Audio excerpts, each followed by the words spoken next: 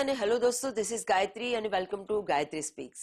President Donald ટ્રમ્પના એ shocking સ્ટેટમેન્ટથી લઈને જેમાં તેમણે ઈરાન વોર પછી સ્ટ્રેટ ઓફ હોર્મુઝને ડાયરેક્ટ યુએસ ટેરિટરી ડિક્લેર કરવાની વાત કરી છે અને મિશિગનમાં થયેલા એક વાયલન્ટ શૂટિંગ રેમ્પેજ સુધી જ્યાં 5 લોકોના જીવ ગયા. તો ચાલો આજે બંને મોટી ખબરોની પાછળની પૂરી ડિટેલ્સ સમજીએ. શરૂઆત કરીએ આજના પહેલા મોટા અપડેટથી. ઇન્ટરનેશનલ જીઓપોલિટિક્સ, ગ્લોબલ ઓઇલ ટ્રેડ અને અમેરિકન ફોરેન પોલિસી તરફથી એક ખૂબ મોટું સ્ટેટમેન્ટ સામે આવ્યું છે. લોંગ આઇલેન્ડમાં ન્યૂયોર્ક રિપબ્લિકન કેન્ડિડેટ્સ માટે ઓર્ગેનાઇઝડ એક રેલીમાં સ્પીચ આપતા પ્રેસિડેન્ટ ડોનાલ્ડ ટ્રમ્પે ક્લેમ કર્યો છે કે જેવા જ યુએસ ફોર્સીસ ઈરાનને પૂરી રીતે ડિફીટ કરી દેશે, તેઓ સ્ટ્રેટ ઓફ હોર્મુઝને ઓફિશિયલ રીતે યુનાઇટેડ સ્ટેટ્સ ઓફ અમેરિકાની ટેરિટરી ડિક્લેર કરશે. ટ્રમ્પે ક્રાઉડને એડ્રેસ કરતા કહ્યું કે ઈરાન આ સમયે બહુ જ ખરાબ રીતે હારી રહ્યું છે અને જલ્દી જ તેઓ આ સ્ટ્રેટેજિક વોટરવેને યુએસ ટેરિટરી બનાવવાનું ઓફિશિયલ ડિક્લેરેશન કરી દેશે. આ સ્ટેટમેન્ટ એવા સમયે આવ્યું છે જ્યારે છેલ્લા લગભગ 6 મહિનાથી યુએસ અને ઈરાન વચ્ચે ચાલી રહેલા મિલિટરી કોન્ફ્લિક્ટના કારણે ગ્લોબલ ઓઇલ સપ્લાય લાઇન્સ અને એનર્જી માર્કેટ્સ ઉપર ડાયરેક્ટ ઇમ્પેક્ટ પડી રહ્યો છે. ટ્રમ્પે રેલી દરમિયાન એક્સેપ્ટ કર્યું કે આ લાંબા કોન્ફ્લિક્ટને કારણે ડોમેસ્ટિક ઇકોનોમી પર થોડું પ્રેશર આવ્યું છે અને લોકોને ગેસ માટે થોડા વધારે પૈસા આપવા પડી રહ્યા છે. તેમણે ક્રાઉડને કહ્યું કે જો ઈરાનને ન્યુક્લિયર વેપન બનાવતા રોકવા માટે ગેસોલિન પર $4 પર ગેલન સુધી પે કરવું પડે છે તો આ પ્રાઇસ વર્થ ઇટ છે અને તેઓ આ ડિસિઝન માટે ક્યારેય માફી નહીં માંગે, કારણ કે તેમના એકોર્ડિંગ તેમણે દેશના હિતમાં રાઇટ સ્ટેપ ઉઠાવ્યું છે. તેમણે બતાવ્યું કે 17મી જૂને ઈરાન સાથે સાઇન થયેલું પ્રિલિમિનરી પીસ ફ્રેમવર્ક છેલ્લા મહિને કોલેપ્સ થઈ ગયું હતું, જ્યારે ઈરાનિયન ફોર્સીસે ઓમાન કોસ્ટ પાસે બનાવવામાં આવેલી US approved safe maritime shipping lane ઉપર કમર્શિયલ શિપ્સ પર ફાયરિંગ શરૂ કરી દીધું હતું અને વોટરવે પર પોતાનું એક્સક્લુઝિવ કંટ્રોલ ક્લેમ કરવાની કોશિશ કરી હતી.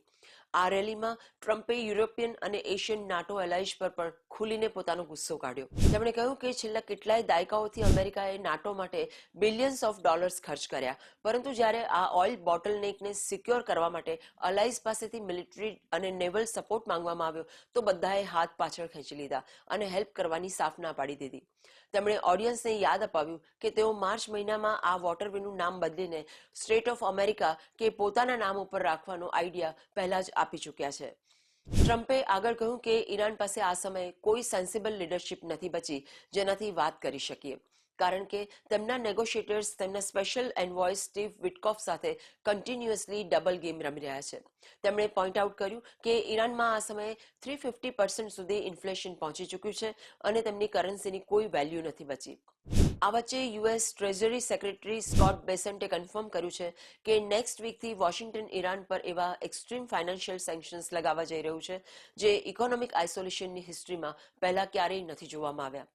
ફ્રેન્ડ્સ, પર્શિયન ગલ્ફના સૌથી ક્રિટિકલ ચોક પોઈન્ટને જ્યાંથી દુનિયાનું 20% ક્રૂડ ઓઇલ નીકળે છે તેને ડાયરેક્ટ યુએસ ટેરિટરી ડિક્લેર કરવાની વાત કહેવી એ ખૂબ જ એગ્રેસિવ જીઓપોલિટિકલ રેટોરિક છે.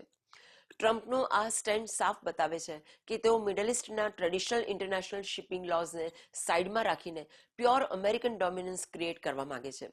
નાટો અલાયન્સ પર તેમનો પબ્લિક આઉટરીચ એ ક્લિયર કરે છે કે વેસ્ટર્ન અલાયન્સની અંદર બર્ડન શેરિંગને લઈને ડિફરન્સીસ કેટલા ઊંડા થઈ ચૂક્યા છે.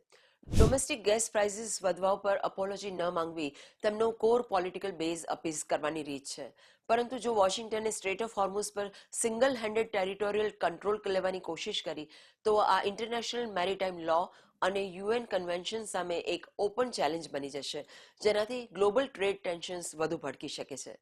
આગલી ન્યૂઝ સ્ટોરી યુનાઇટેડ સ્ટેટ્સના મિશિગન સ્ટેટમાંથી એક ખૂબ જ દર્દનાક અને વાયલન્ટ ક્રાઇમ સ્પ્રીની ખબર સામે આવી છે. મિશિગન સ્ટેટ પોલીસના ઓફિશિયલ્સે કન્ફર્મ કર્યું છે કે 39 વર્ષના ચેડ હિકમેન નામના એક વ્યક્તિએ અલગ અલગ લોકેશન્સ ઉપર ઓપન ફાયરિંગ કરીને 5 માસૂમ લોકોના જીવ લઈ લીધા, જ્યારે એક પર્સન ક્રિટિકલ કન્ડિશનમાં હોસ્પિટલમાં પોતાની જિંદગીની જંગ લડી રહ્યો છે.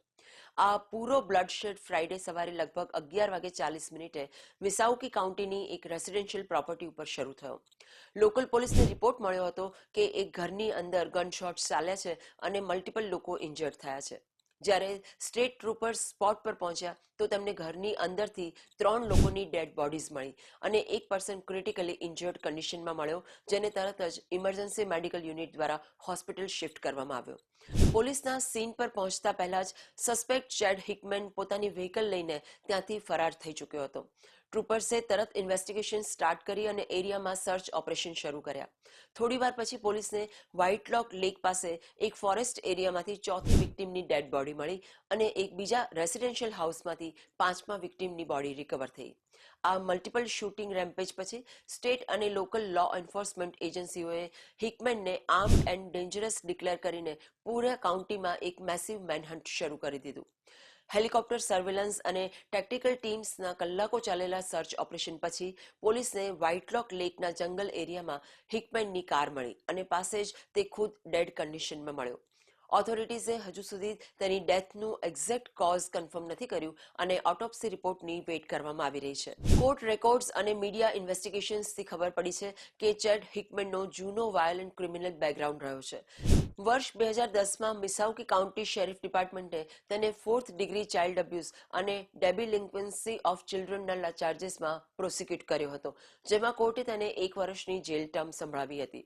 આ સિવાય તેની એક્સ વાઇફ કેટી હિકમેને સપ્ટેમ્બર 2023માં ડોમેસ્ટિક અબ્યુઝ અને સેફ્ટી કન્સર્ન્સના કારણે ડિવોર્સ ફાઇલ કર્યો હતો.